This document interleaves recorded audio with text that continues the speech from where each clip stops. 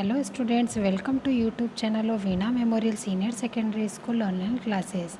Today I am going to teach history chapter 2 of class 8th and the topic is from trade to territory. The company established power. This is the first video of this chapter. इस chapter में हम पढ़ने वाले हैं कि east India company जो कि एक ट्रेडिंग कंपनी थी, किस तरीके से वो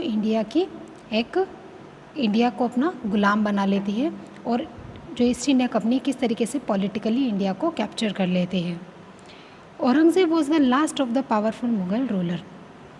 औरंगज़ेब जो था वो इंडिया का लास्ट पावरफुल मुग़ल रूलर था, क्योंकि उसके बाद औरंगज़ेब के बाद जितने भी उसके सक्सेसर थे वो काफ़ी वीक थे और मुग़ल डायनेस्टी बिल्कुल वीक हो चुकी थी. इस वजह से जो मुग़ल डायनेस्टी औरंगज़ेब के बाद ही पूरी तरीके से ख़त्म हो गई थी. He established control over a large part of the world territory that is known as India. Aurangzeb बहुत पावरफुल था, इसलिए उसने इंडिया की बहुत लार्ज पार्ट को अपने अंडर कंट्रोल कर रखा था, जिसे बोला जाता था India. After his death in 1707 many Mughal governors and the big zamindars began asserting their authority and establishing regional kingdom. पर जैसे ही औरंगज़ेब की डेथ होती है 1707 में, बहुत सारे ऐसे मुग़ल गवर्नर्स जो होते हैं या सूबेदार और जो बिग जमींदार वगैरह होते हैं वो अपनी अथॉरिटी को धीरे धीरे अपनी अथॉरिटी को इस्टेब्लिश करने लग जाते हैं और वो लोग अपने रीजनल किंगडम इस्टेब्लिश करने लग जाते हैं, यानी अपने आप को फ्री घोषित कर देते हैं. क्योंकि जब तक मुग़ल डायनेस्टी थी तब तक वो लोग उसके अंडर काम कर रहे थे, लेकिन जैसे ही औरंगज़ेब की डेथ हो जाती है उसके बाद कोई भी ऐसा सक्सेसर नहीं था जो इतना पावरफुल और उनको दबा के रख सके. तो ये जो ज़मींदार थे, जो गवर्नर थे, इन्होंने अपने रीजनल किंगडम को इस्टेब्लिश करना स्टार्ट कर दिया और अपने आप को हायर अथॉरिटी घोषित कर दिया. As the powerful regional kingdoms emerge in very part of the India. इस तरह के बहुत सारे रीजनल किंगडम इमर्ज होने लगे इंडिया में. Delhi could no longer function as the effective centre. अब दिल्ली एक कोई इफेक्टिव सेंटर नहीं रहा जो कि मुग़ल पीरियड में था. By the second half of the 18th century, however, a new power was emerging on the political horizon, the British. 18th century के सेकंड हाफ में एक नया पावर इमर्ज हुआ जिसने पॉलिटिकली इंडिया को कैप्चर कर लिया और वो था British. Did you know that the British originally came as the small trading company. क्या आपको पता है कि ब्रिटिश जो थे वो स्टार्टिंग में एक छोटी सी ट्रेडिंग कंपनी के रूप में इंडिया आए थे. And were reluctant to acquire the territories. और धीरे धीरे वो टेरिटरीज को अपने कंट्रोल में करने लगे. How then did they come to be master of the vast empire. कैसे वो इतने एक वास्ट एम्पायर के मास्टर बन बैठे. इस चैप्टर में ये हम पढ़ेंगे कि ईस्ट इंडिया कंपनी आई तो बिजनेस करने के लिए थी और कैसे उसने इंडिया को अपना गुलाम बना लिया. अब हमारा नेक्स्ट टॉपिक आता है east India company comes east. In 1600 the East India company acquired a charter from the ruler of England. 1600 में ईस्ट इंडिया कंपनी को एक चार्टर मिला इंग्लैंड के रूलर से. वो थी Queen Elizabeth first. Queen Elizabeth first granting it the sole right to trade with the East. Queen Elizabeth ने इस चार्टर में ईस्ट इंडिया कंपनी को ये राइट दिया था कि वो ईस्ट में जितनी भी कंट्रीज़ हैं उनके साथ वो बिजनेस कर सकते हैं, ट्रेड कर सकते हैं. उनके हाथ में सोल राइट है. This mean that no other trading group in the England could compete with the East India Company. इसका मीनिंग ये था कि ईस्ट इंडिया कंपनी के अलावा इंग्लैंड की कोई भी कंपनी ईस्ट इंडिया कंपनी को कॉम्पीट नहीं करेगी जिनसे ईस्ट इंडिया कंपनी डील कर रही है. With this charter the East India Company could venture across the oceans, looking the new lands for which could buy the goods at the cheap price and carry them back to Europe to sell a higher price. अब East India Company को जैसे ही charter और permission मिली, वो oceans के रास्तों से निकल गए, नई जगहों की खोज करने लगे, यानी ऐसी जगह जहाँ से उनको चीप प्राइस में गुड्स मिल जाए और वो अपने साथ उनको कैरी कर ले जाए और हायर प्राइजेज़ में उनको यूरोपियन मार्केट में सेल करें.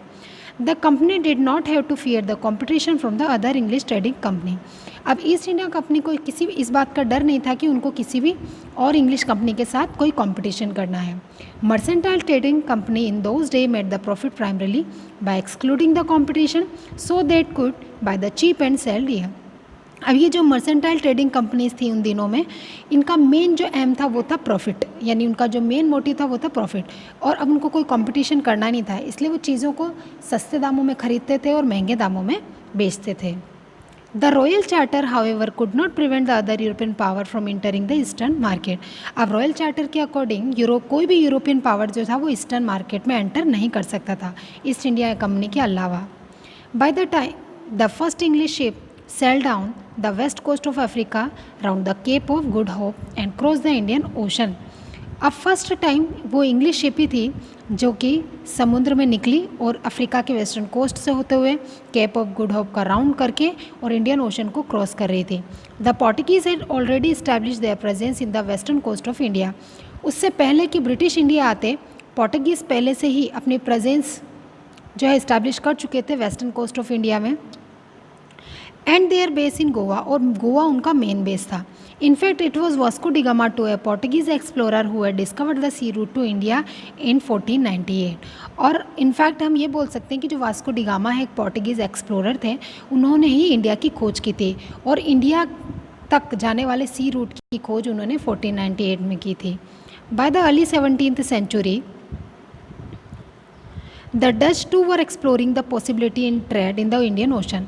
17th सेंचुरी में डच भी एक्सप्लोर कर रहे थे पॉसिबिलिटीज़ को कि वो इंडियन ओशन से होते हुए ट्रेड कर पाएँ. Soon the French trader arrive on the scene.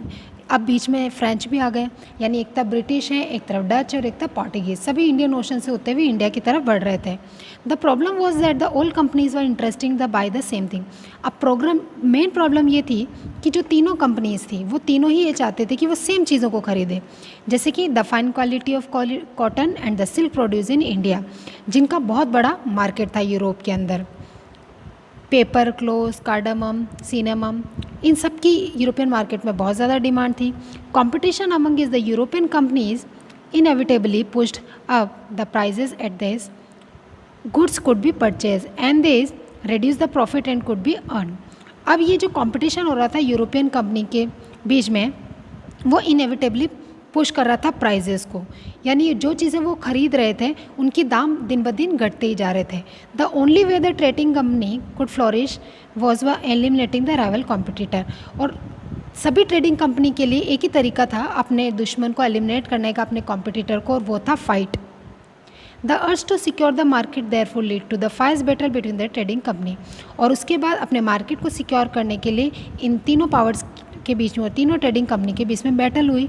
तो the 11th through the 17th and the 18th century they regularly sank each other the ship. और 7 से लेकर 18th सेंचुरी तक, 17th से लेकर 18th सेंचुरी तक ये लोग एक दूसरे की शिप वगैरह लूट लिया कर लेते थे, रास्ते रोक लिया करते थे, एक दूसरे की सप्लाई को रोक लिया करते थे और इस तरीके से एक दूसरे के मामलों में इंटरफेयर कर रहे थे. Trade was carried out with the arm and the trading post were protected through the fortification.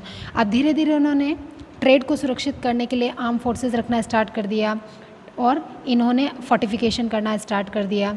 This effort to fortified the settlement and carry on the profitable trade also lead to the intense conflict with the local ruler. अब इस तरीके से fortification करने की वजह से ये जो तीनों कंपनीज की है, जो तीनों पावर्स हैं, इनके वहाँ के लोकल रूलर्स के साथ कॉन्फ्लिक्ट होने लगे. The company therefore found it difficult to separate the trade from the politics. अब कंपनी के लिए बहुत डिफ़िकल्ट हो गया था पॉलिटिक्स को, ट्रेड को सेपरेट रखना, क्योंकि तीनों पावर्स में से finally east India company India में रह गई, यानी कि डच और पोर्टुगीज़ को हराकर सिर्फ ब्रिटिश जो थे वो इंडिया में सेटल कर गए. तो आज के लिए बस इतना ही, बाकी हम नेक्स्ट वीडियो में देखेंगे.